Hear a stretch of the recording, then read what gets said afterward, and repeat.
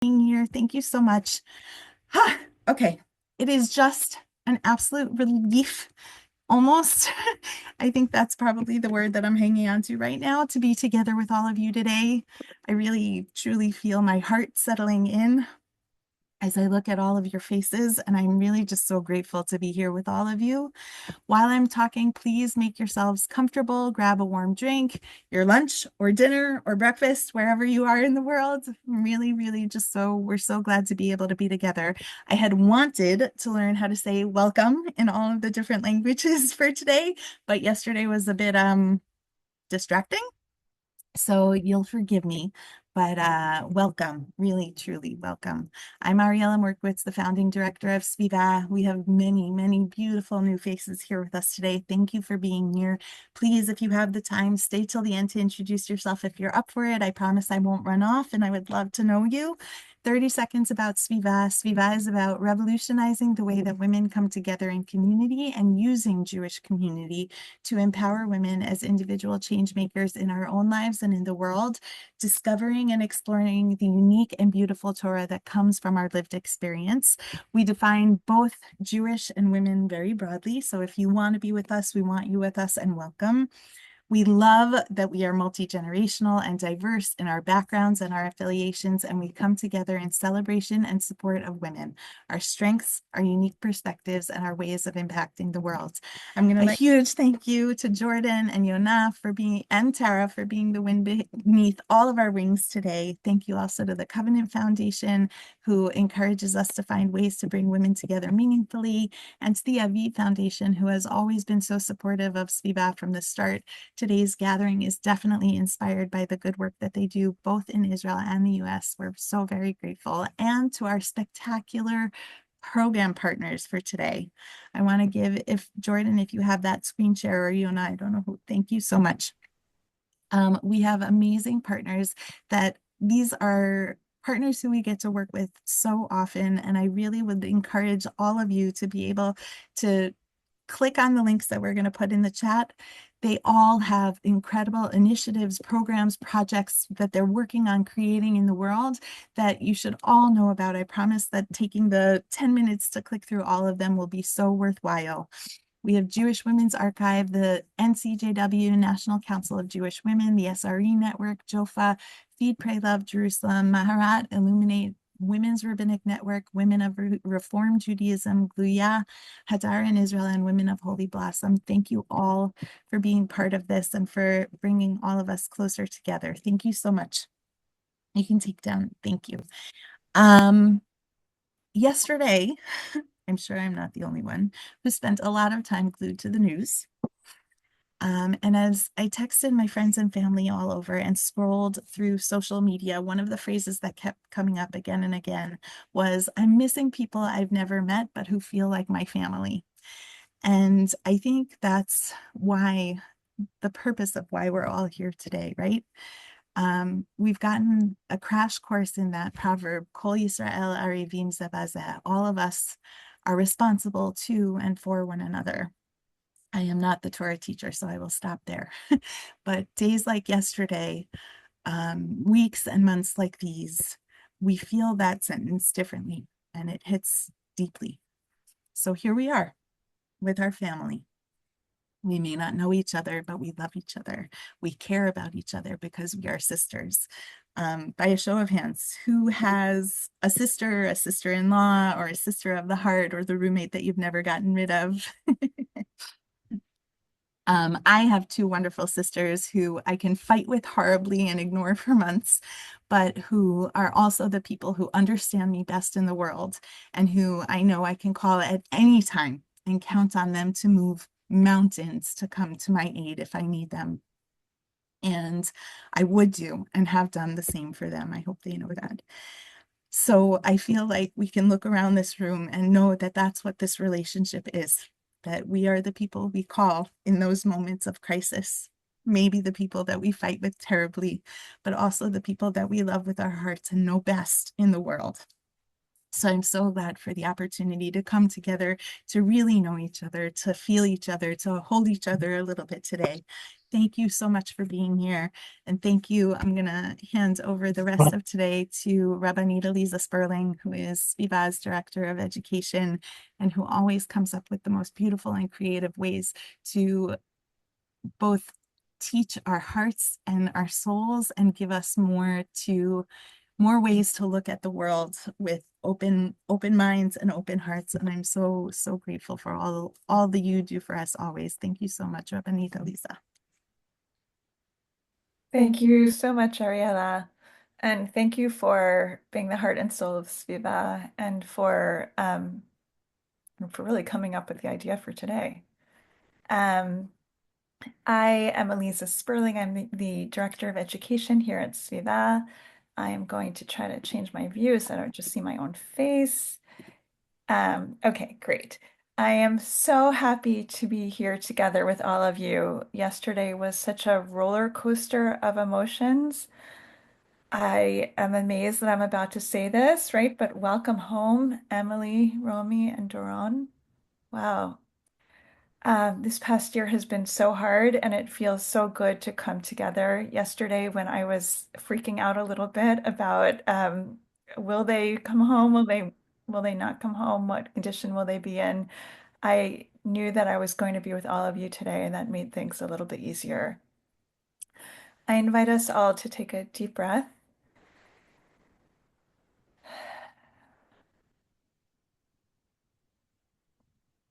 and to be here intentionally with each other. Uh, we find ourselves in a difficult time. There's so much loss and longing and so much confusion and fear. This past Shabbat, we read another story about our people in a time of suffering, the enslavement of the children of Israel in Egypt. And the redemption builds up gradually. In the very first chapter, they probably don't know their story is part of the redemption. And we see the heroism of the midwives, Yocheved and Miriam, and the daughter of Pharaoh. And then in chapter 3, Moses sees this burning bush. He's drawn closer and he wants to see what it is. And then God speaks to him. And I've been taking a lot of courage from what God says to him. I'll read it to you.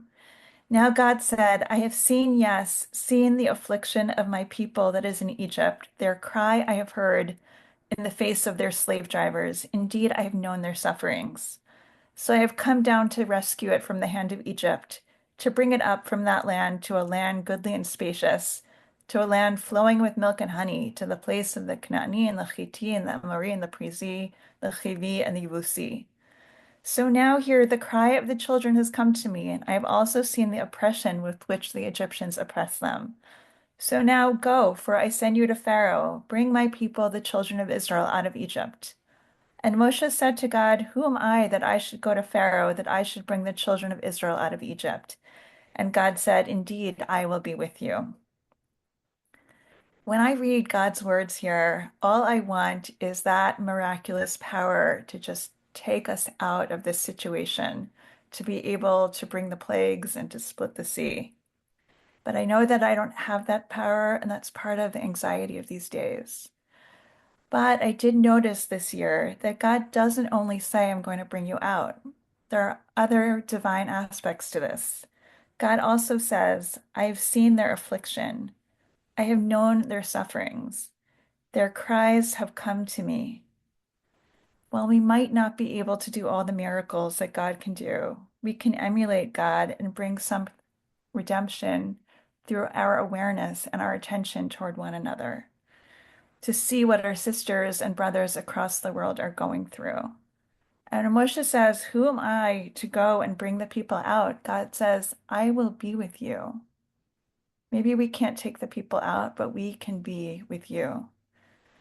I'm willing to bet that every single person in this gathering is always seeing and hearing and paying attention to other Jews across the globe, but often it's only through the newspapers and social media. I have wasted so much time on social media trying to figure out what is happening with you.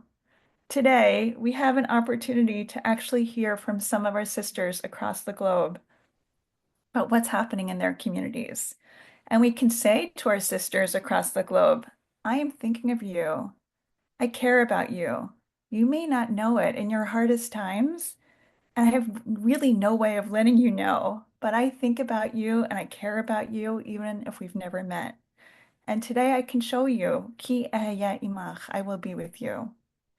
Today we are going to hear from Jewish educators across the world, from Israel, England, France, Holland, Poland, Canada, and Australia. And there are so many other places we just didn't have time in our program to bring them in, and we're sorry about that. Each one of you has your own story to tell, whether regarding October 7th and its aftermath, the war in Ukraine, anti-Semitism and anti-Zionism in your communities, acts of anti-Semitic violence. The list goes on. And each of you also has immense pride in your communities and the strength and the resilience they have shown. I encourage all of us to listen to you with open hearts and lots of love. Here's the schedule for today. We're going to start with a prayer for the hostages and for our sisters and brothers across the globe. Then we're going to hear from Dr. Rabbi Avital Hochstein from Israel about her community and the situation in Israel and the Torah that stays with her during these difficult times. Then we're going to have two breakout sessions, one after the other. In the first session, you will join a breakout room and learn from Rabbi Natasha Mann in London, Tamia Mena's Bchiri in Paris, or Natalya Godschalk in Amsterdam. In the second session, you will learn from Rabbi Lisa Grushko in Montreal, Karina Sokolowska in Poland, or Rabbanit Judith Levitan in Sydney. It will be very early in the morning for her. Afterwards, we will have a short Q&A and maybe dance together with Rabbanit Dahlia Davis. Let's begin with our prayers for our sisters and brothers in captivity and across the world. Tech support, thank you.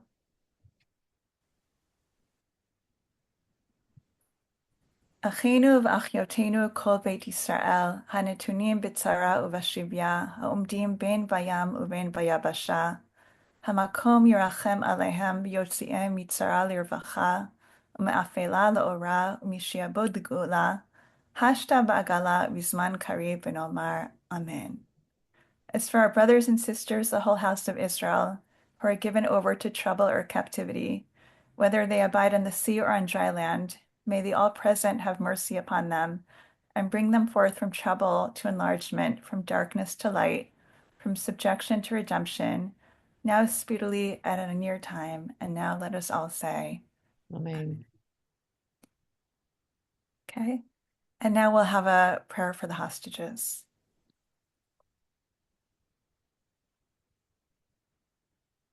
You can read along. I'll read the Hebrew and you could read along in the English. Elohei Yisrael, Tzor Yisrael v'goalo, El Rachum v'chanun, b'tfila v'tachanonim anu ponim elecha, lachazir b'shalom levatehem et yakirenu hachatufim hachatufot.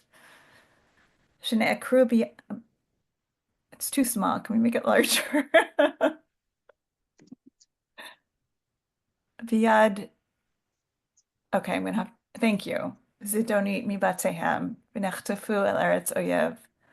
חרדים אנו לגורלם ומבועתים המחשבה על מה שעובר עליהם ועליהן, אך ידינו קצרו מלהושיע. נושאים אנו תחינתנו לפניך, אב הרחמים, היה נא בעזרם, הגן בעדם, והשיבם במהרה למחיק משפחותיהם ויקיריהן, כמו שאמרת, הנני שב שבות עולי יעקב ומשכנותיו ארחם. אנא השם קיים במהרת מאמר הכתוב, והנה אנוכי עמך, ושמרתיך בכל אשר תלך, והשיבותיך אל האדמה הזאת, כי לא אעזבך עד אשר אם עשיתי את אשר דיברתי לך. ושבו בנים ובנות לגבולם. May your children return to their land. Thank you.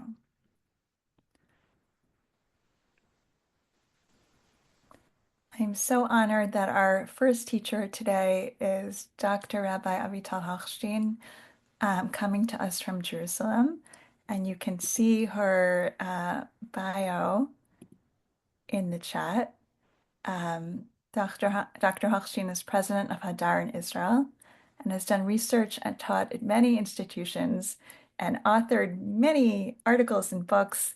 Um, but what I want you to know about her also is that she is somebody who combines Torah and soul and love in a beautiful way. And I'm so honored that she's here with us today. Wow, thank you. This is moving to see so many faces and on the screen here together. So thank you for being here.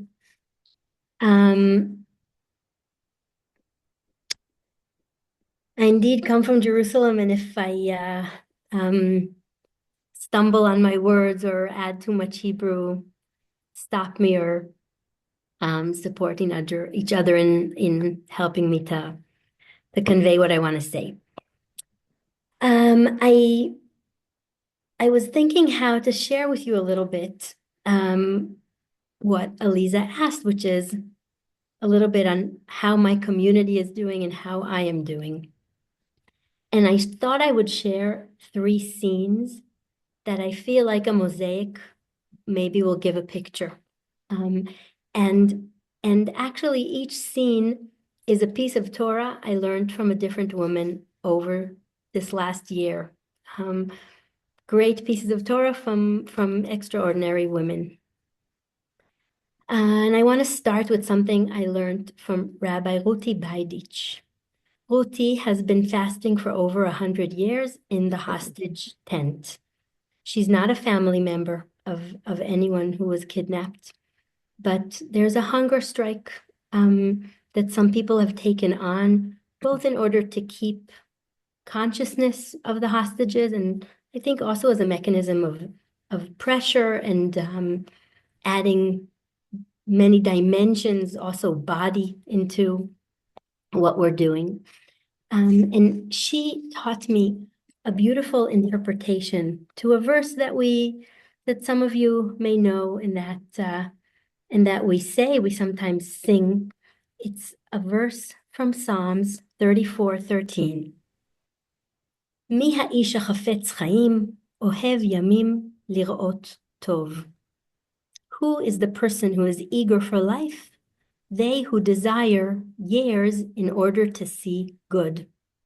Now, it's one of these cryptic verses that maybe different people would interpret in different ways. We can see it as a whole question, and the verses that come after are maybe the answer. And we can also see it as a verse asking a question and immediately giving its own answer. And we talk about a person who wants to see good, who's striving to see good. And I think we can see this in 3 different ways. The first is that this person wants a long life, okay? And he wants to see good during this long life of his, right? Or her life. There's a person who is eager for life. And so longevity and seeing kind of good things throughout life is how she is aspiring to live. A second way to hear this verse is to imagine a person who sees positive, right? She's a person who sees the full half. Okay, she's an optimist, we would say. Okay, she sees the good, the positive. And I think a third and different interpretation is that this is a person that sees well. And so she sees also the blemishes and also the pain and also those who are sidelined or sometimes transparent. Now, it's, I think, always hard to see well. It's something that's hard to take on, to decide to see the difficult things in life. In war, it's particularly difficult to see optimism and to see well. It's hard to see beyond my own pain. It's hard to see the pain of others. It's definitely hard to see the pain of my enemies or those I think are my enemies. It's hard to imagine that the world isn't black and white with good and bad, and to want to see the humanity of the other side. And it's hard to imagine good when there's so much fear. yesterday, when the 3 hostages were kidnapped, also people were released from Israeli jails. And the language used in Israel is mechablim, terrorists that were freed. And a friend of mine said to me, you know, the other side thinks of the people who are being freed. A lot of them yesterday were women and minors. They think of them maybe in a certain way in similar terms to the way you're thinking of the hostages. It was not easy for me as an Israeli to hear that. But it made me ponder over the diversity of the group of people who was being released yesterday. We then got a phone call. I have a son who is 19. He's just before going into the army. His name is Rafael Ben. And we called him Ben after a young man who was a friend of ours who was killed in a bombing at the Hebrew University. And we learned that the person who put the backpack with the bomb was being released yesterday. And it made the day complicated. So I stay with this verse and with the challenge that Ruti all the time insists on, that we have to be able to both hold optimism, see good, and also see well. And that if we're able to hold both those things, maybe there's hope, maybe there's a possibility to imagine a better world, but that also it's extremely challenging to hold both of those in general in life and in war in particular. The second scene I want to take you to is the synagogue on Saturday, this past Saturday.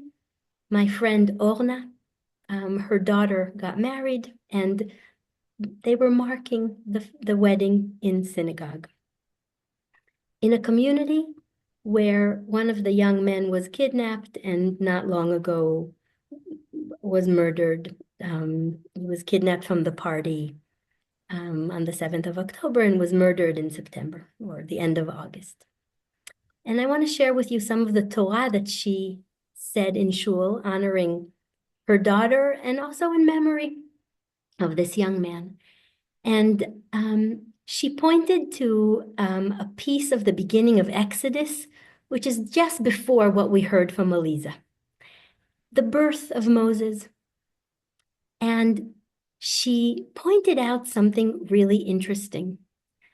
The verses describe the birth of Moses in an almost cold and technical way, right? There's a man who goes and takes a woman and they get married. And then Ha'isha, the woman, becomes pregnant and has a child.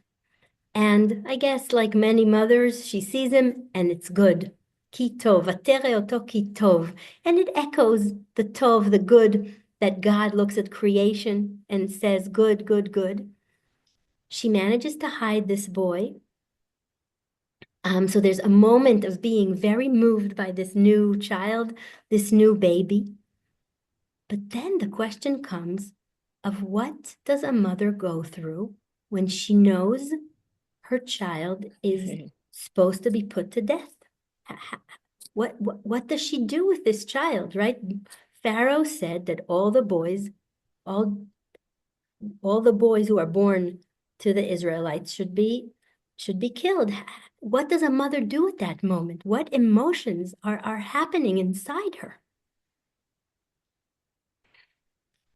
So she hides him as long as she can. And again, there's this technical description. She takes the child and his sister looks on the side to see what happens. And then his sister goes up to the woman who finds him, who happens to be the daughter of Pharaoh.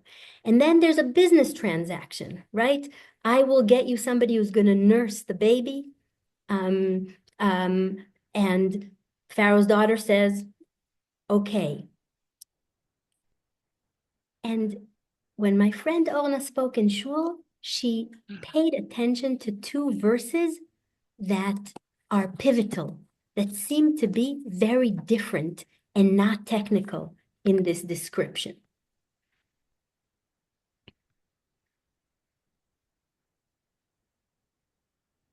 The first verse is that she opens the little ark, the chest where Moses is.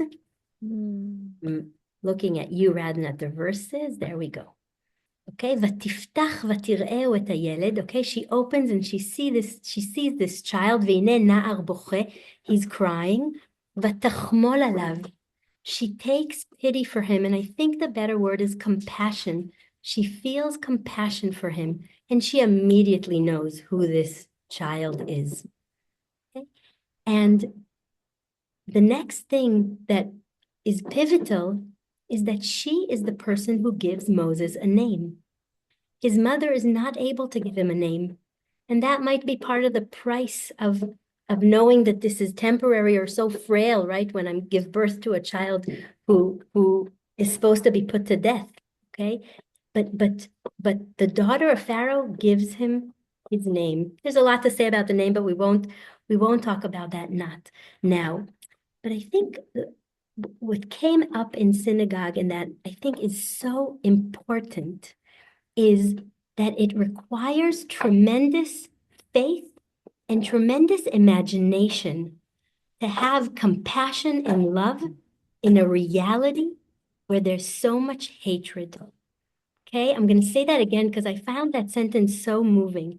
It requires both faith and imagination to have compassion and love in a reality of hatred. And I think that's a call to action for my community. Okay, that the way we have been surviving these terrible times is through this layer of fear and hatred. Thank you for reading the It's second. a striving towards holding on to both faith and compassion to imagine that this can be different. So that's scene number 2. And now I'm going to take you to scene number 3. Scene number 3, many of us very often, but in particular every Saturday night, we go out to the streets to make sure that we don't forget about the hostages. We can call it a demonstration. We can call it mishmeret, kind of being on guard, but we're there in the streets holding that content. And a woman called Chaya Gilboa mentioned a piece of Talmud that I want to share with you because I felt it was so powerful. And it's actually a story. It's in the Babylonian Talmud in a tractate called Sanhedrin. And here is the story. And it starts with talking about crying. And it makes 3 claims about crying. Crying has been part of our life now. Whoever cries at night, their voice is heard. Anyone who cries at night, the stars in the constellations cry with them. Anyone who cries at night, one who hears their voice cries with them. And basically these 3 claim that there's something unique to crying at night. It's heard. Basically, it's echoed by nature, right? The stars cry with you. It's that nature echoes your cry, and that it's a contagious cry.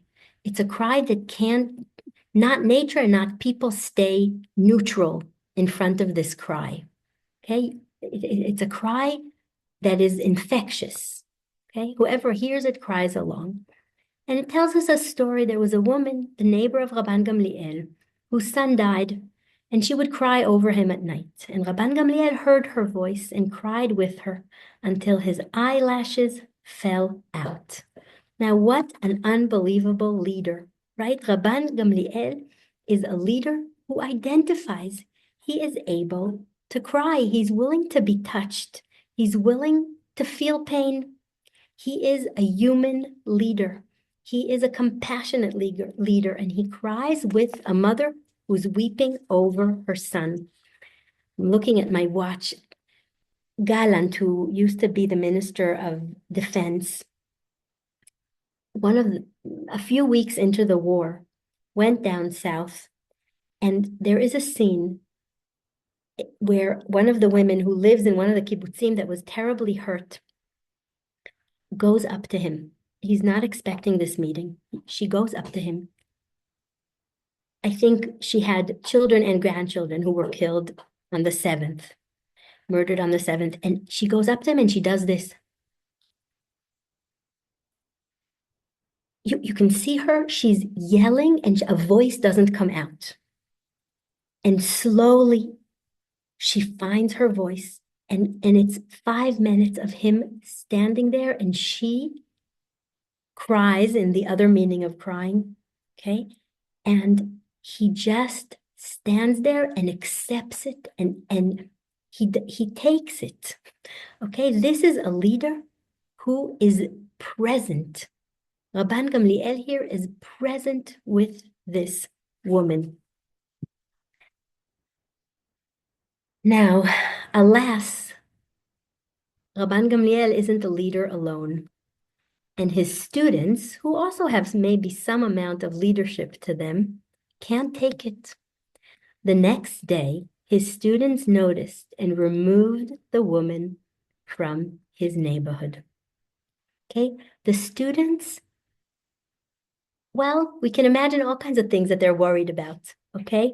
Maybe they're worried that pain is going to be what leads what guides their leader in making decisions. Now, I don't know if that's a bad thing or not, but maybe that's what they're worried about. Here in Israel, we're in this very extreme situation where there's absolutely no women taking part in any of the decision making, not on the political and not on the army level. So it's just so extreme. So maybe they can't take the thought that pain is driving him or crying.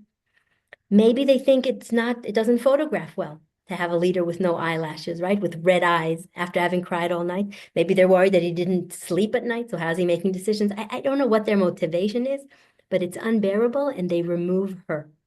Okay, and just to give pleasure here for anyone who enjoys the Hebrew, they hotziuha mishchunato. They take her out of the neighborhood. One of the names of God is Shechina, the one who is present. And I think there is a game here when there's a play on words that when you take out compassion and pain and people, you're taking out also, I mean, you had it in your values of Tselem Elokim, right? One of the images of God, one of the elements of God, you take them out also. I'll embarrass my little kid who just walked into the room, and I'll share with you that we were at an extremely painful funeral of a young soldier who was killed in our neighborhood. And a photographer caught my son in the funeral, and my 3 boys were in the newspaper, all crying. It was a very hard moment. And my little one, who's 15, said, "How embarrassing to be in the newspaper when I'm crying." And I said to him, at that moment, it would be embarrassing not to share those emotions and not to feel that pain.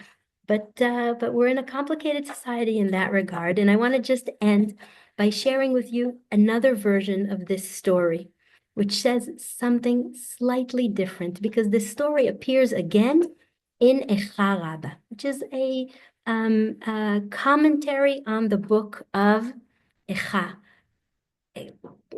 I don't know how you say it in English. Lamentations? Lamentations. Okay. There was a woman who was Rabban Gamliel's neighbor. She had a young son and he died. She would weep over him at night. Rabban Gamliel would hear her voice, recall the destruction of the temple. He wept with her. Now, this version takes us to a different type of sharing that Rabban Gamliel here does, okay? We are in this extreme moment in Israel where there's almost no distinction between the personal and the national, between the personal, maybe the political. Since we're a group of women here, we can say, I have a son who's in the army. He's in Gaza serving. Is that personal? Is that political? It's obviously completely entwined. We are in a reality where there's no distinction between the two. Maybe that's why Rabban Gamliel speaks to me so much, because he can hear the personal, he can translate it and understand that it has place in the political. I'll just end by saying, I wanted to choose these three scenes because they encompass compassion, which I think is critical, the choice to see both well, not to ignore, but also to insist that there can be something optimistic and something good, and that leadership that can hold pain and get up the next morning with that pain and go out and lead in that way gives hope for life, that there can be humane leadership that can see a mother crying. That turns, I think, into a leadership that is compassionate, that has faith, that can see well and can see the good. Thank you for asking me to share. Thank you so much, Rabbi Avital.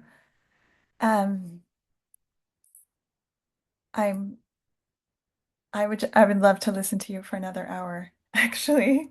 Thank you for broadening our ability to see, their tov, to see good and to see well.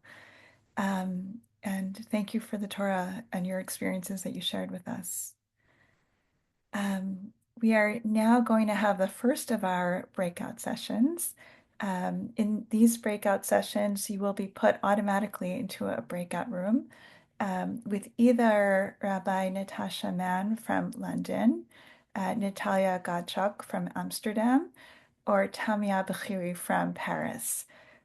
So I know that it's kind of disappointing not to be able to hear every single one of them. You'll be put into one of the breakout rooms, but we will have a Q&A at the end, so you will be able to hear everybody. So we'll have 20 minutes where our wonderful educators are going to tell us about their communities and share their Torah with us, and then we'll come back together in about 20 minutes. Okay, so we'll put you in breakout rooms now. Path that we had just started, and we decided okay, so we're going to try to just start it ourselves. And we started with Kabbalah Shabbat, and then it's sort of build up, and it's been 2 years, and now we have a community. It's called Hineni, and we are, I think, offering something that's very new here, which is a Jewish space that is joyful, spiritual, inclusive, and engage in society. And I don't know, I mean, I'm sure you come from all over the world, but this is not something that is very, it's pretty rare here in France. It doesn't really exist in that form, that it's all that at the same time. So we started this 2 years ago, and we've had a lot of people come to us and really sort of discover that kind of Judaism or that experience that is not accessible here in the other settings.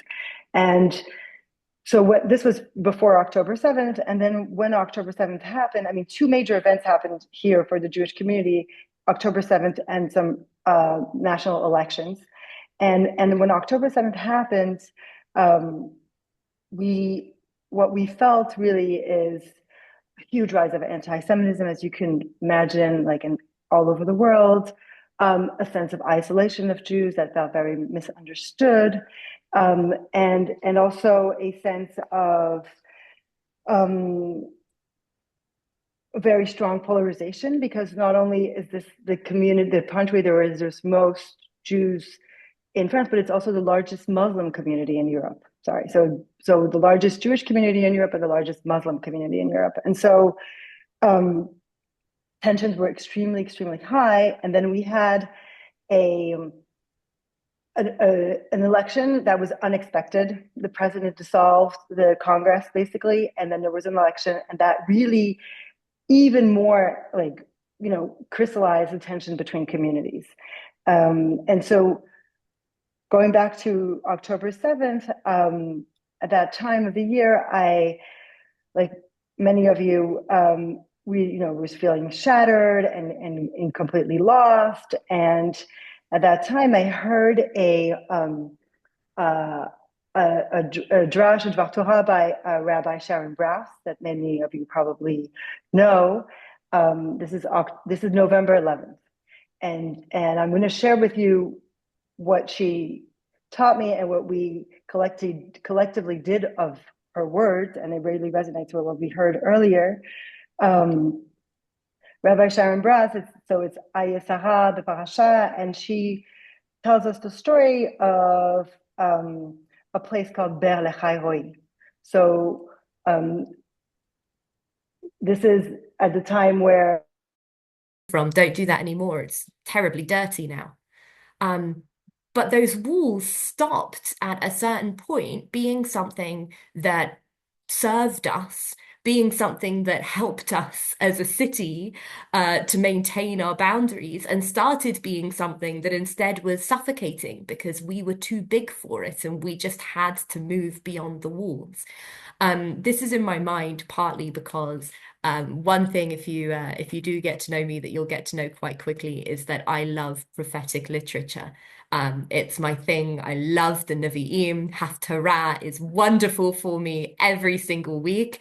And frankly, if I can push anything when it comes to Torah learning, it would be more learning of Nach, because our Nach experience as Jews liturgically is very limited. And they are these incredible, incredible books that have so much to say to us that's so relevant still. So I'm going to take you into a small piece of Zechariah about walls, about Jerusalem's walls. Zechariah, if you don't know, is one of the minor prophets. He's one of the prophets from the period of time where the Israelites had returned from the first exile. So his life is about rebuilding. It's about rebuilding a temple. It's about rebuilding a community after this experience, which is one of the biggest, most tumultuous things that happened to us throughout the entirety of our history. And frankly, one of the first. Trying to deal with what it's going to mean to be an Israelite community, to be what's now going to start being referred to as a Jewish community. It was a big ask. I wouldn't want to be a prophet in that time, or indeed in any other time. And Zechariah's book is a really trippy read. You might recognize some of it because we read some of Zechariah famously during Hanukkah. And during Hanukkah, we get that really amazing dream that he has of the menorah that makes no sense whatsoever. If you've never noticed this HerTorah before, you have to come for the HerTorah of Hanukkah in this year, because your mind will be blown a little bit. And he has these huge dreams where this angel is leading him around, and he just goes from one dream to another. And then we get in there this little few verse dream that my eyes almost slipped over when I was reading it before, because the dream beforehand has like weird horns for some reason, and then the dream afterwards is going to go back into this trippy state. And here, for these few verses, I wrote in the margins of my Tanakh, Jerusalem is measured. Oh no, I called it measuring Jerusalem. Which is why this thing is called not measuring Jerusalem, because you're going to figure out quite quickly that. And they all did it by themselves. So I figured that teaching and learning, they're intertwined, and you do them both at the same time. And this is really mainly what I wanted to share with you. I don't really know how much time I have left for this session. You have 10 minutes left. Oh, that's a lot. Well, maybe people want to ask questions. Natalya, can you tell us what happened in Amsterdam that we saw in the news in terms of the team and the Israelis, and from your perspective, not from the filter that we get? What happened? It's good that you say that, because the filter that you get is never the filter that everybody gets.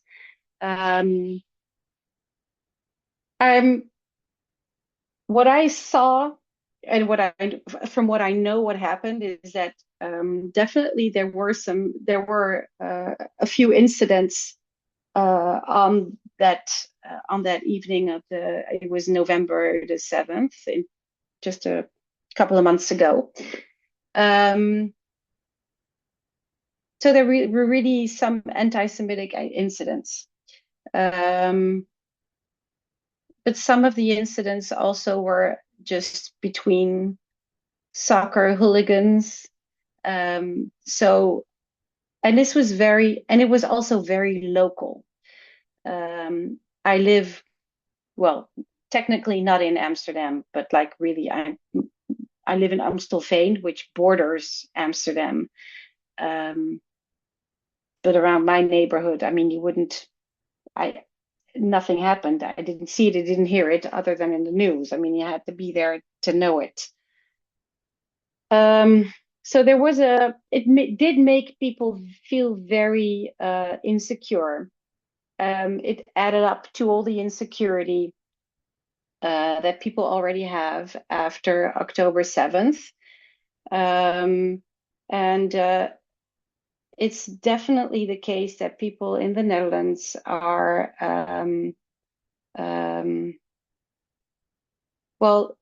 there is a group of people within the Netherlands that. And so basically, so this is what we've tried to do, and it's a lot of very powerful moments have come up. I mean, people connect, but talking about stories of exile and feeling rejecting, and there's been a lot of connection about the feeling of fear. Like Jews here in France are afraid. There's a lot of anti-Semitism. We are afraid for our children, and I think a lot of us have discovered that Muslims are afraid for their children too. And that has been, I mean, it seems obvious, but it wasn't in our minds. Like I can tell you, it wasn't in my mind. And we've also, we created dinners for younger people, like in their early 20s, which are very emotional and intense. And in the last dinner, I'll just share this story. A participant was there, and her nephew had been killed while serving in the IDF in Lebanon 3 weeks before the dinner. And she was sharing that, but she was also feeling very uncomfortable, and because she was, she realized that in the room, maybe,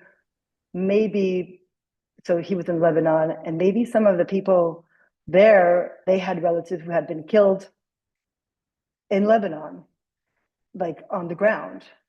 And so she was feeling so uncomfortable. She was like, how can I share my pain?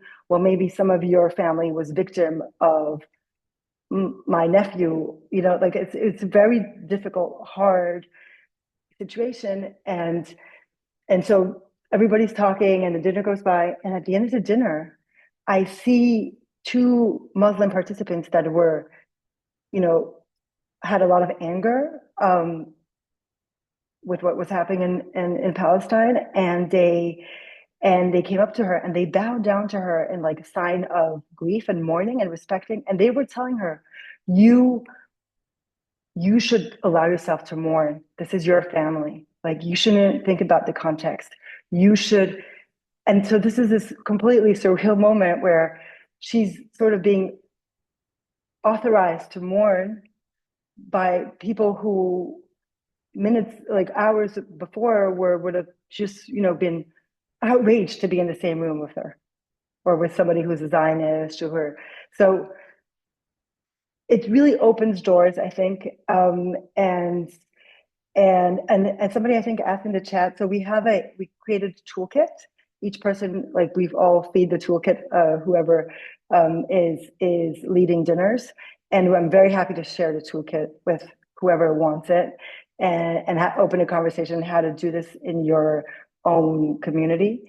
And so this is an important part of the work we do here at Ineni, is also trying to open that space of sharing narratives, creating space for complexity, and and just, you know, not being afraid of that complexity.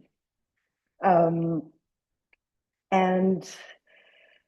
so, I think it's also an important contribution that we're trying to have with the people of our community, which is a lot of them come to us now after October 7th because they are trying to give it another meaning to their Jewishness and another substance, I guess, to their Jewishness.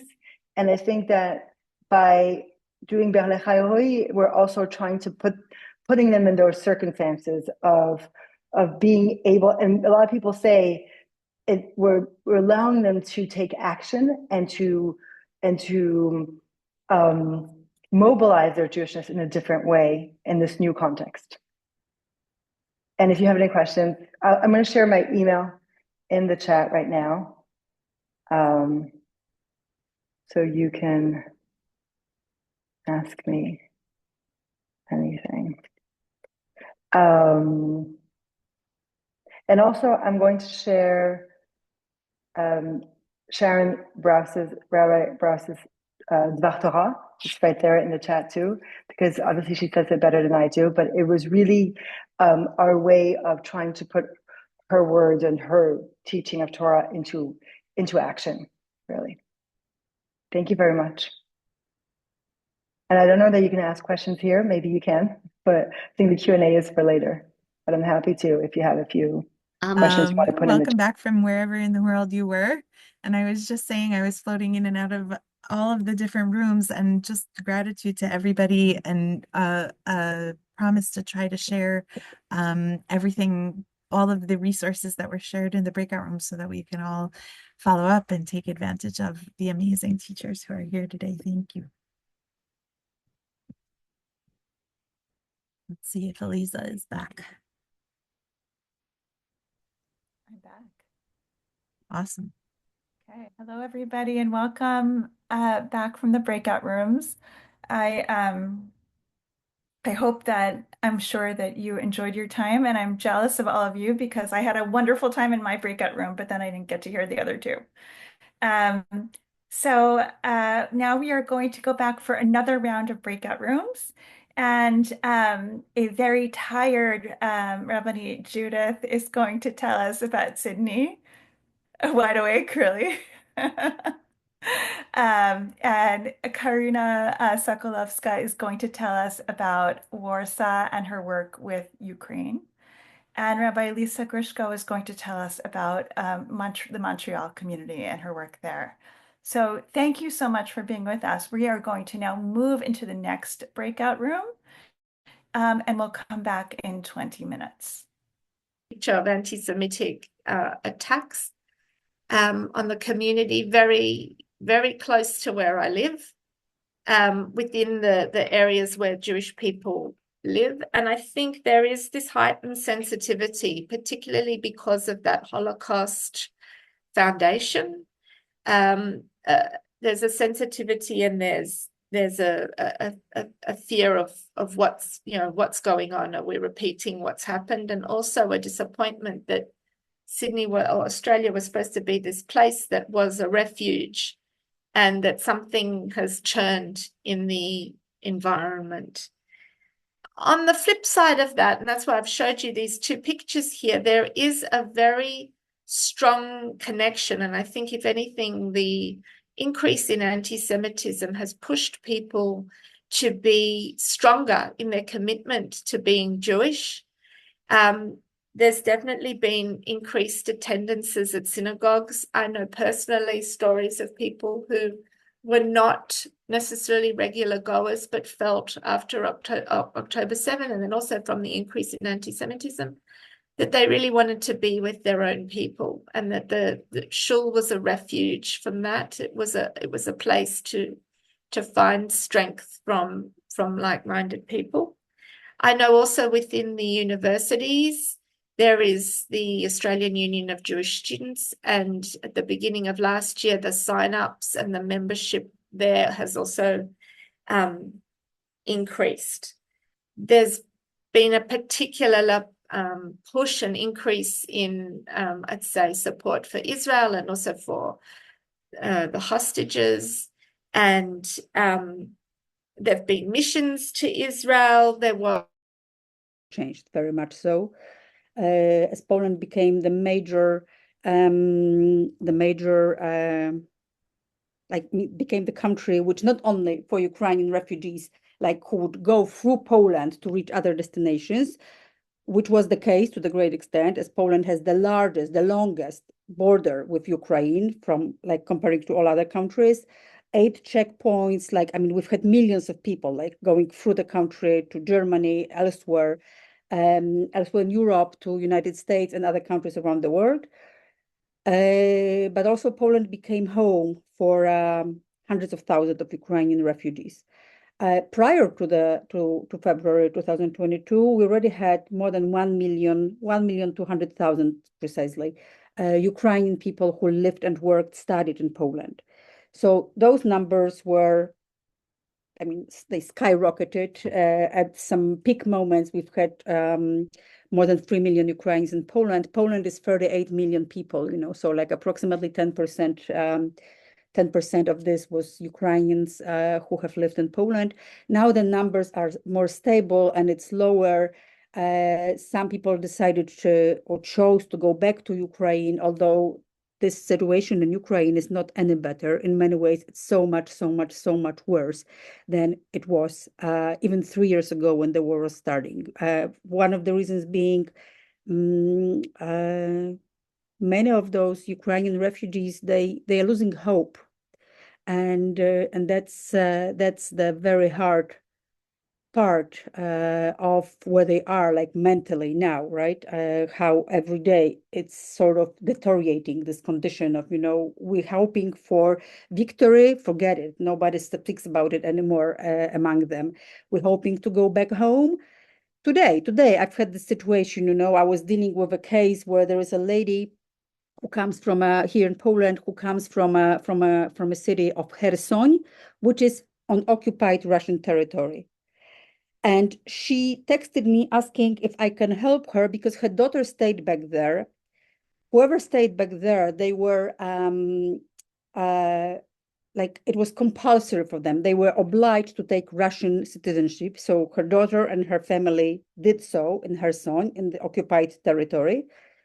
And this lady here in Poland, she says, she texted me and she asked me if I can help her understand what she can do so that she doesn't lose her home, her house, which is still, obviously it's there in Kherson, right?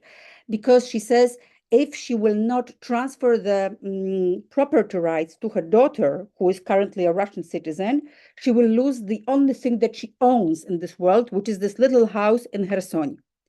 And to do so, she needs to make an appointment in the Russian embassy here in Warsaw and to go there, and for like their notary and some kind of consular work needs to be done so that her daughter owns the house and this lady doesn't lose this property of hers, right?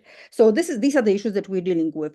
And the Jewish community in Poland currently, it's a small community, like in a very optimistic, if we use optimistic numbers, I think we're talking about 20,000 people in the whole country.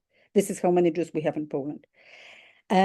So at the same time, again, at some kind of peak moments, we've had some approximately 5,000 Ukrainian Jews who were in Poland. Now the numbers of Jews, the same as the numbers of Ukrainians in Poland in general, are much smaller. The numbers of Ukrainian Jews in Poland now is probably around 1,000 people, out of which approximately 500 people are people who are in social welfare programs. So we, as the Joint, we do have a partner organization in the Jewish community here. We're involved directly in helping people with their everyday life. It's everything from. This goes of Jews in Montreal and Jews in Jerusalem and Jews in all of the places we have on this call and beyond. So I see there's 5 minutes, and here's the other thought that I want to offer, which is I'd like to say, creative tension with this. At the same time as I think since October 7th, many of us, certainly me, have experienced this profound connection to others in the Jewish community and in Israel. we don't want the im ena nili mili, if I'm not for myself, who is for me, of Hillel, to not stay balanced with Hillel's other phrase, v'imani rak la'atzmi ma'ani, if I'm only for myself, who am I? And my experience and the experience of many in this community that has tried very long for many, many years to be part of building bridges and of dialogue and conversation beyond the Jewish community. It's been an especially challenging time. And so I want to share just one more text that builds on this notion, not even builds on it, but recognizes that a lot of what is pulling us right now is a sense of connection to other Jews in Israel and around the world. And at the same time, not wanting to give up on the idea that part of what it is to be a Jew is to care about others beyond our people and beyond our walls. And so I wanted to share just a short paragraph from Rabbi Delphine Horviller in France, a book that just came out in English about October 7th, where she talks about being asked for a dialogue in these challenging times. And she writes, "Open dialogue in a time of war is a rare thing. To meet the other and find the gateways to that which might link us can almost become an impossible mission. The rules of war have always been the same. You attack the bridges and reinforce the walls. Today, relations are such that you not only get rid of bridges, but also their builders. We consolidate the fortress of one group or another, and in doing so, we reinforce our solitudes. So I went to the meeting just to assure myself that my drawbridge was still lowered and worked." And so the two articles that I've given you, and it's easy to find this sheet under my name on Sefaria, are one about some of what's been really tough that's happened in this Jewish community here in Montreal this past year. And the other is a piece that tries to be more hopeful in terms of trying to keep dialogues going. And I think that how each of us navigates this in our hearts and our minds and in our souls, this balance between the deep and profound pull of connection to other Jews in Israel and around the world, and trying to somehow keep our drawbridge lowered and our bridges built, for me has been one of the most important and profound and painful questions of this time. And so I hope that sharing it with you offers some food for thought and perhaps some sustenance. Thank you. I'm going to stop talking now, and if we have a moment or two remaining for questions or thoughts, I'm happy to take any. Oh, and AJ, thank you for sharing Pierre Anctil's piece on the history of Jews in Quebec. He's a brilliant scholar. Martha, I see your hand.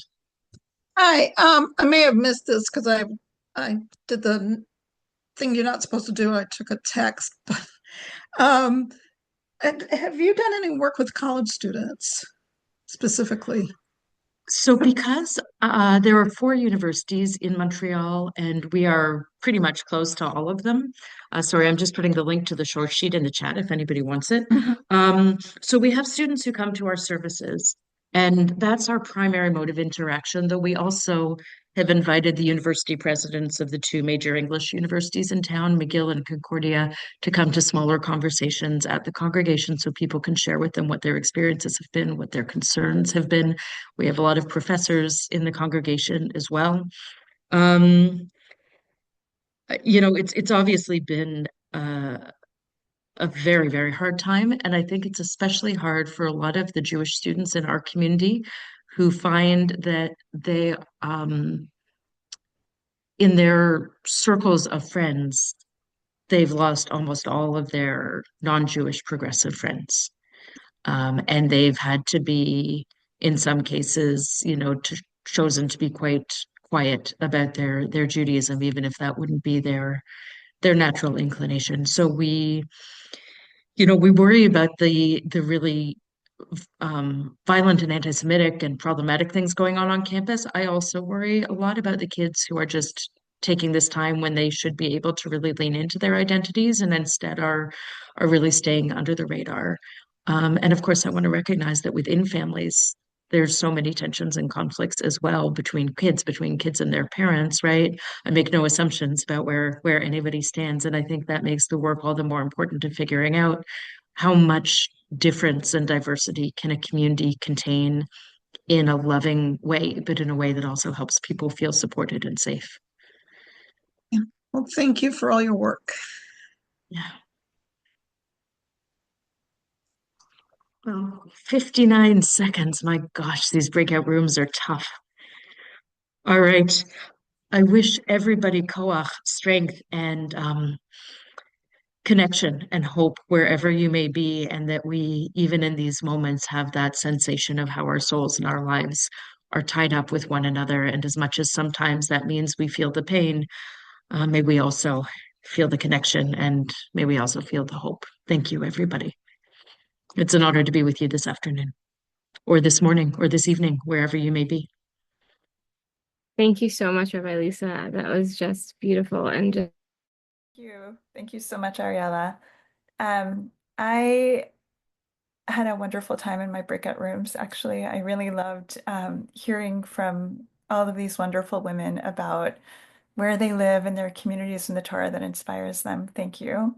And I felt a little sad because I didn't get to be with everybody. So now it's a great opportunity to be with all of our teachers. And what we're going to do is we'll have a few minutes now of Q&A, and then we will do an activity together. So thank you to all of our wonderful teachers for being here. In my breakout rooms that I was in, I was with Natalya and with Rabbi Judith. And we spoke about both the past and the future. Rabbi Judith talked about the impact of trauma on the way that we see things today and how to kind of move away from trauma, or at least to give ourselves space. And Natalya reflected on being in a school and the ways in which our students can pave the way to a future that we didn't necessarily see on our own. And of course, that reminded me of what Rabbi Avital spoke about in terms of lirot tov, to see the good. So what I guess I want to start off by asking you, I know that we focus a lot on the hard parts of what's going on in our world today, but are there pieces that are happening now in your community that you want to highlight and that you see as maybe can grow a path forward to a future that you want to see? Anybody who wants to start us off? Rabbi Natasha, thank you.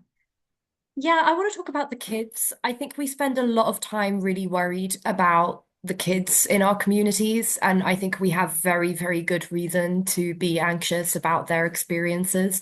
One thing that, especially actually October 7th of this year, spending time with our cheder and talking to our kids and seeing them process their thoughts and feelings and their desire for peace was really inspiring to me. I sometimes think we should just have year 5 in charge of the world and we would all be fine. Because they see the world with a kind of purity that we don't once we're adults and we're concerned with all of the intricacies of politics. And like the world that they want to build is a world of peace and love and learning about each other. And I see a lot of hope in the next generation, even as I know we feel a lot of anxiety for them. They're good. They're going to be good. They're going to be good for us when they grow up. Yeah, thank you for that. And that's something I've been worrying about. So I'm glad that you gave it a positive spin. I wonder what it's like for my children to every day go to school and hear about people who want to do things that are not so great to them. And I think it's important to hold on to that other piece of the repair that they can bring to the world. Yeah. Anybody else want to answer this question? Yes, Rabbi Avital. I'm just going to continue what Natasha said, but with the next age group. Not to be terribly cynical, but in my work, I do a lot of work with what's called young adults, and they're not so fun. They don't commit. It's difficult to work with them. And what we've seen in Israel of that age group, they're the ones in the front line, stopping their life to take on responsibility, both in volunteer realms and in being soldiers, like in a real way, stopping life for the good of everyone. It's been pretty incredible. So it's not only the 10-year-olds, it's also the 20 and 30-year-olds that I think are giving a lot of hope for future. Thank you. Karina. Yes, and I will continue in a way as for the very difficult times that we've been through and we continue being in a lot of, as communities, as people, as the Jews, the power of community and actually being together. And for me, it's actually the women community, which has always been very important, and somehow it grew to even more importance and a lot of support that we're giving to each other. This is something that, and regardless of the age, like it's because we are now a group, and some of my colleagues are here on the session today with us from the group here in Warsaw, and it's a lot of hope. It gives me a lot of hope for the future, actually, from this, togetherness, and the woman factor is somehow important. Thank you. Yeah, thank you. Rabbi Judith. I would just echo those experiences. I think I mentioned in my breakout room as well that really, I guess, a silver lining from this has been people returning to their Jewish identity. Sydney is a beautiful city, a beautiful beach town, and I think the challenge in a beautiful city with a beautiful beach is the beach always calls rather than the synagogue, or Jewish learning.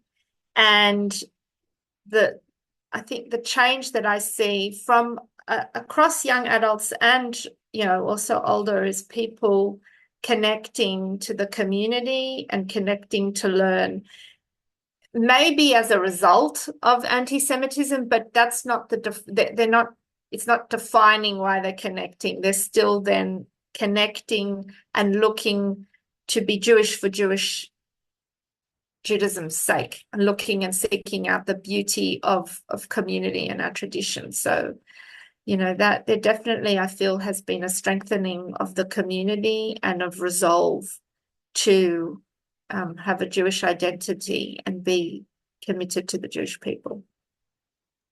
It's so funny because I remember about 15 years ago, I was working for a Jewish organization in the United States, and we were talking about why people are not coming to programming. And somebody said, oh, well, it's not hard for Jews to be here. So they're not connecting. When it's hard for them, they'll come. And I found that to be an extremely problematic statement, but also perhaps true, right? Perhaps we're seeing that is what is happening. Yeah, Tamia. Following with what has been said, and also with children, I think that here in France, we feel, yes, there's a revival of the Jewish identity, but I also think that a lot of people are leaving quietly because it is such a hard experience. And so I think our challenge, this is what we try to do, is to offer a lot of Jewish joy. We try to create spaces where kids will remember and think about being Jewish, not only as a fight at school recess, but and being tough and not being afraid, but also that they can call upon a very positive, joyful experience and that warmth and that light. And for us, the huge challenge is to create those experiences so these kids are immersed in them. And when they think about what it is to be Jewish, it's not just to be in defending or in combat and to be heroic or courageous. It also has to be something that is connected to joy and life. And yeah, so I think both dynamics are here at the same time. Thank you. Rabbi Lisa. Put in a word before I actually have to sign off to get my kid from kindergarten. So I hear that so much, and I agree in terms of that piece with Jewish joy. The two pieces that also give me hope. One is that we do a lot of conversions here over the course of a year. I would say we teach an introduction to Judaism class 3 times a year with over 20 people in it each time. Of those, maybe half end up going to the mikveh. And to see people at a time like this, both who are already part of Jewish families or those who are just coming on their own spiritual searches and um, figuring out who they are and what their religion is, to see those people, even a week after October 7th, go to the mikvah and say, this has made me even more certain that I'm in, um, is, I find, just astonishingly moving and powerful.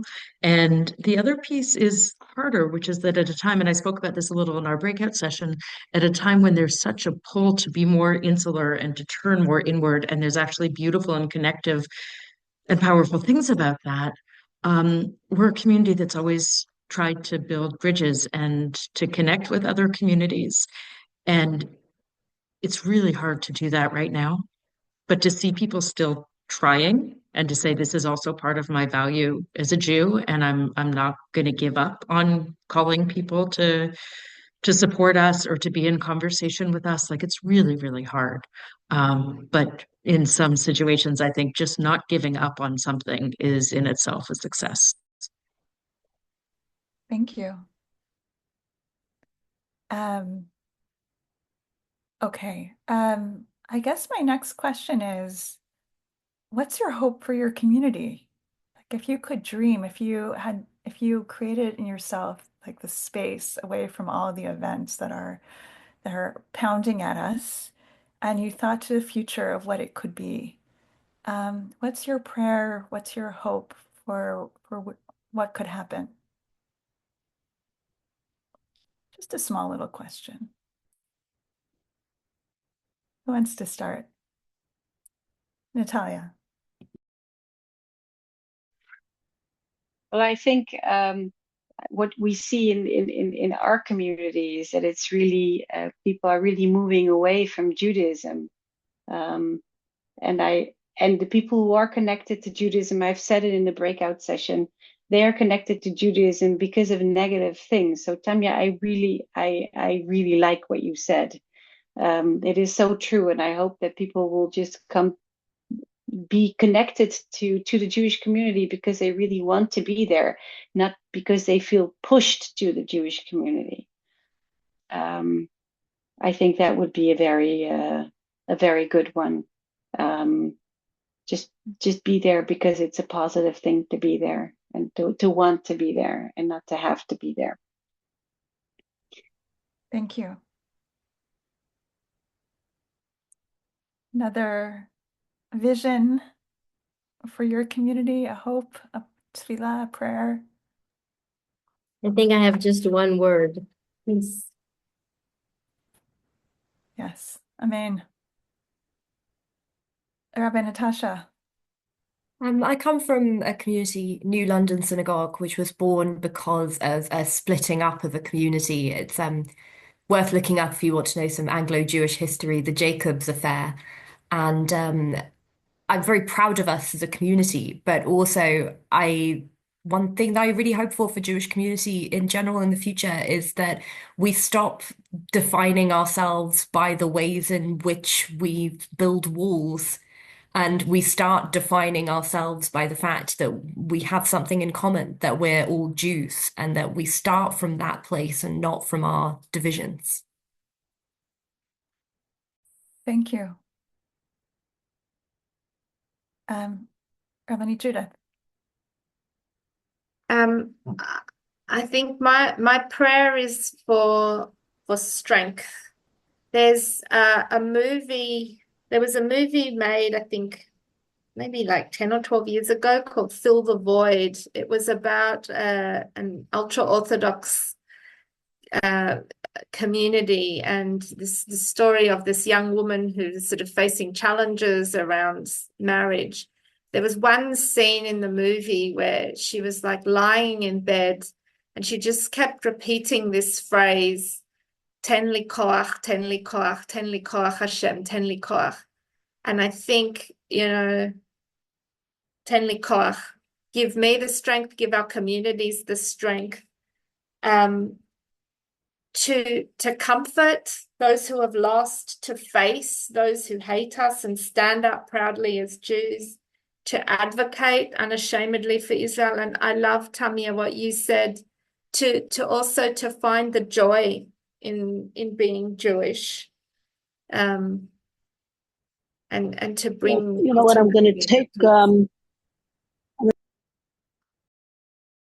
Thank you. Okay, I want to ask you also, and I guess I'm going to start with you, Karina. What can we do to help? You know, like we watch and we see things from afar, and we want to help so much, and we don't know how.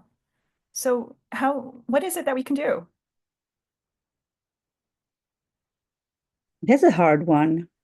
Remember about us, yes, we're here, Polish Jews. We're not going anywhere. So, you know, the question, what you can do to help?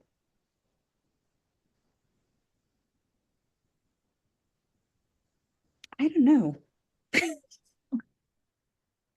I don't know. There are obvious things that I can tell you, like, working for American Jewish organization and working with fundraising a lot, actually, and going to Ukraine quite often. Like, in a week from now, I'll be in Ukraine with some people that I'm taking there. Yes, there are huge financial needs, right? But that's everywhere in some to some extent, right?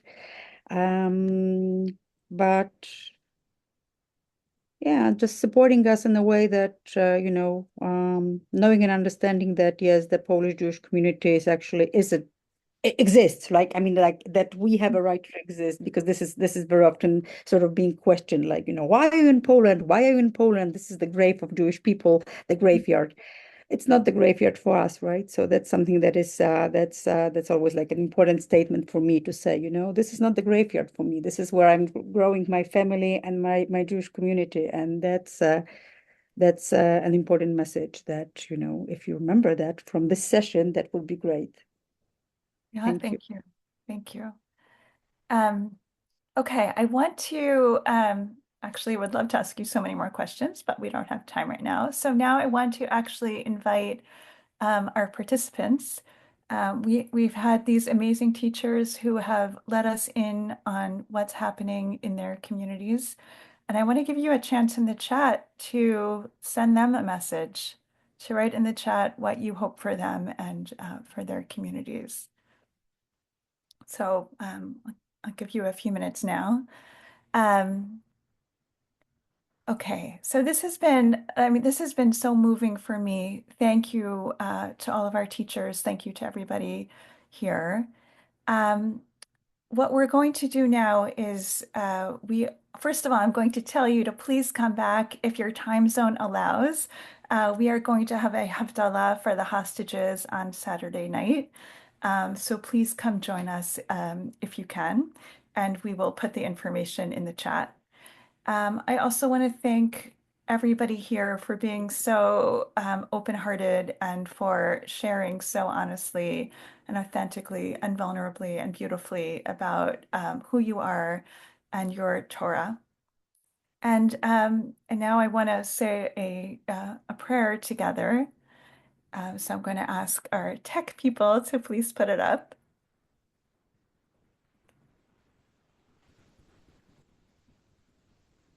Thank you. Okay, so this is from Az Nashir, which is a book of prayers put out by Israeli women since October 7th.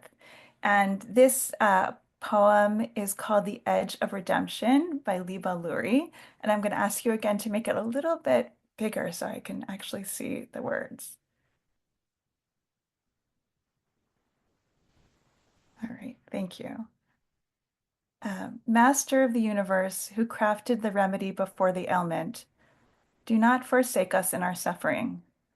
Have mercy on us, Hashem, God, for we are tired and weary from the burdens of exile. For we cry out to you, O merciful one, with the fervor of generations past and present. As it is written, out of the slavery their cry for help rose up to God. Let the days of waiting come to an end.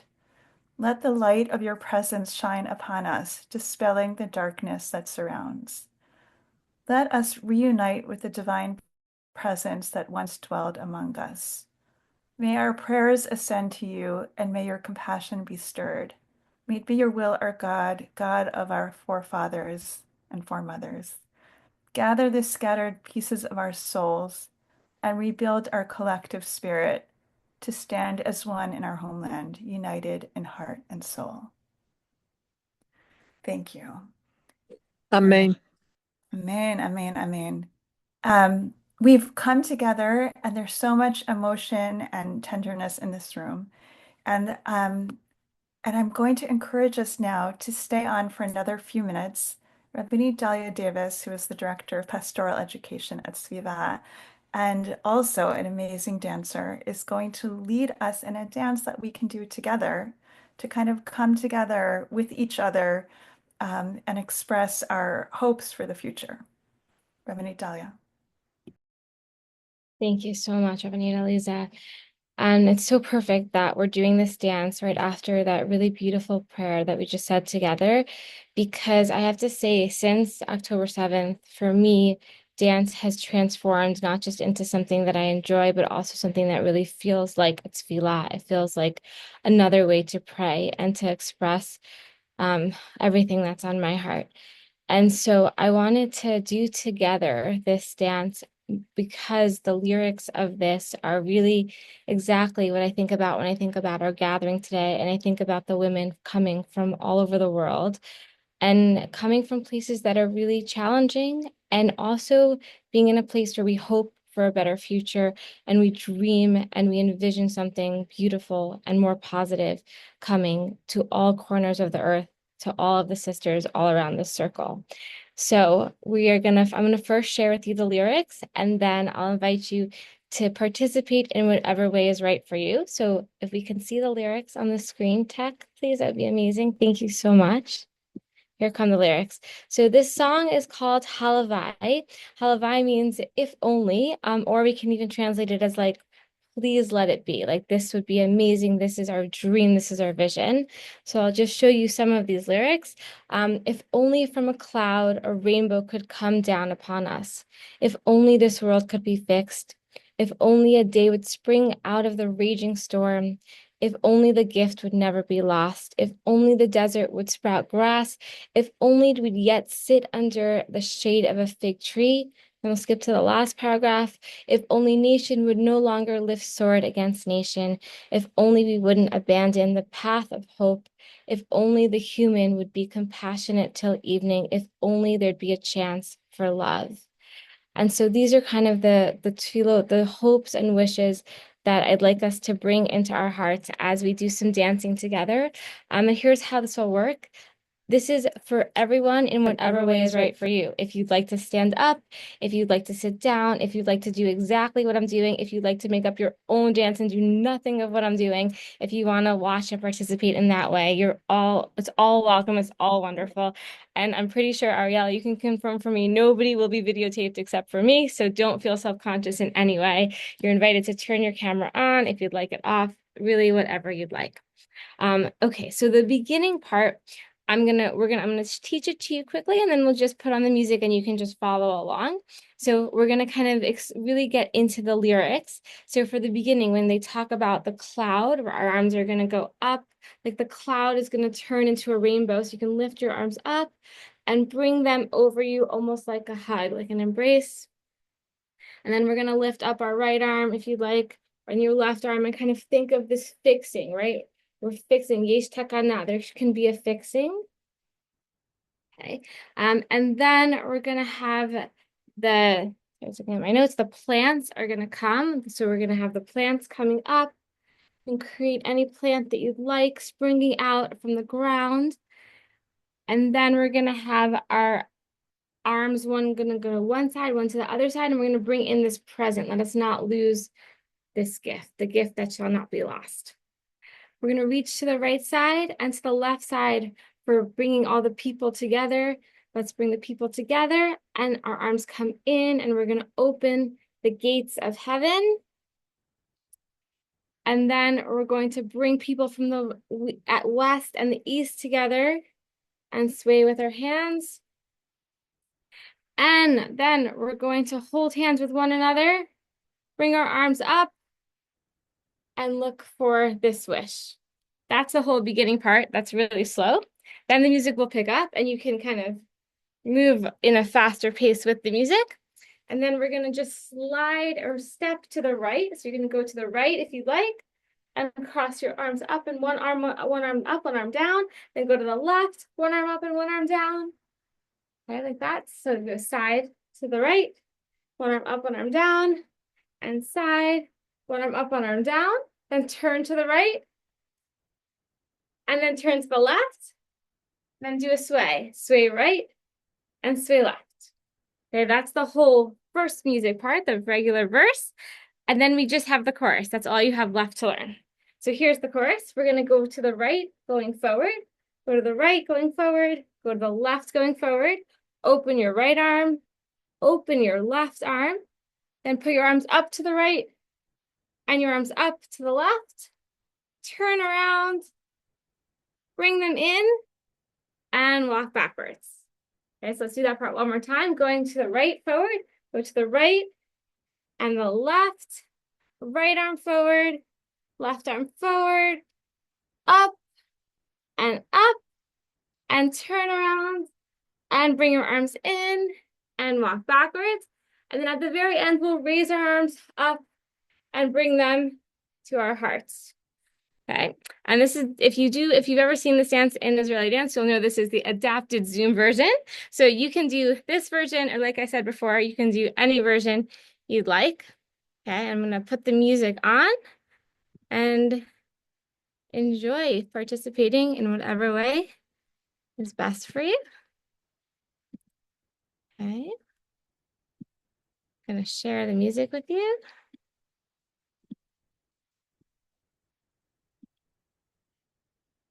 And the version that we're going to listen to is going to be, this is an older song, but the version is a brand new version that was just performed a few months ago. And there's a few different singers in there, including the original singer and composer, Bchiri. Okay, and then just give me a thumbs up. So let me know you can hear the music.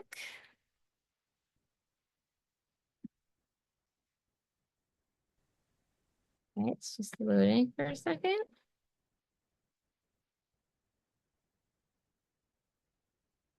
And one of the things I found really beautiful recently is how a lot of older songs have been repurposed and reperformed, and like the sound has shifted to reflect the current moment. And my computer is having a little challenge, which also reflects the current moment. So 1 second. It's coming. While it's coming, everybody warm up your body. Make sure you're totally stretched and ready for the music. Those fingers, get your head going. Everything nice and warm. Oh, and there's one thing I forgot to tell you. There's one part where they're going to go la la la la, leo leo, I won't sing for you, where you can free dance. You can do anything you want. So when I start doing something you've never seen before, that's the free dance part, and enjoy. Go wherever you'd like to go together.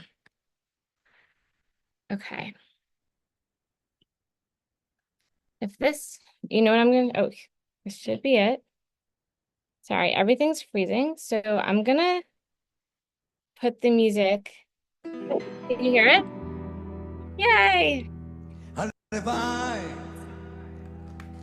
ומענן תרד עלינו קשת, הלוואי שלעולם הזה יש תקנה, הלוואי ויום יצמח מתוך סופה גועשת, הלוואי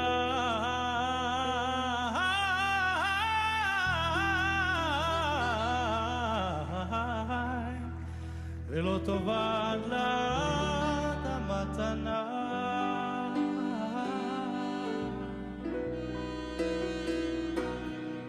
הלוואי שלא נכאב ואיש אחיו יאהב, הלוואי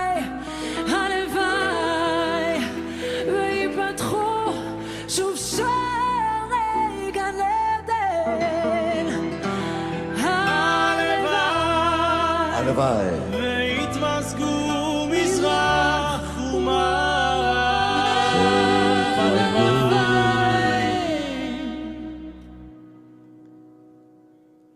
הלוואי ונחדש ימינו כאן כקדם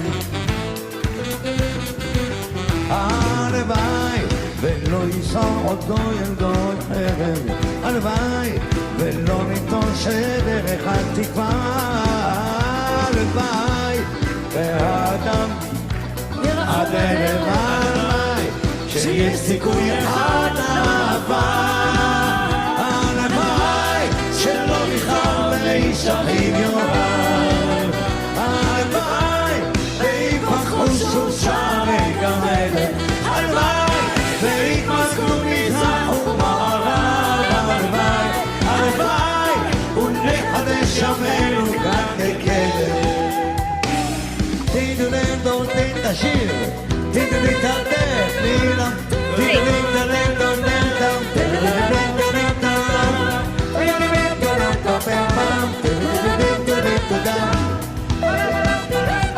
בין שני גדולים אני עושה עכשיו הלוואי שלא נכר ואיש אחיו יאהב הלוואי ויפתחו שוב שערי גן עדן הלוואי ויתמזגו מזרח ומערב הלוואי ונחדש ימינו כאן כקדם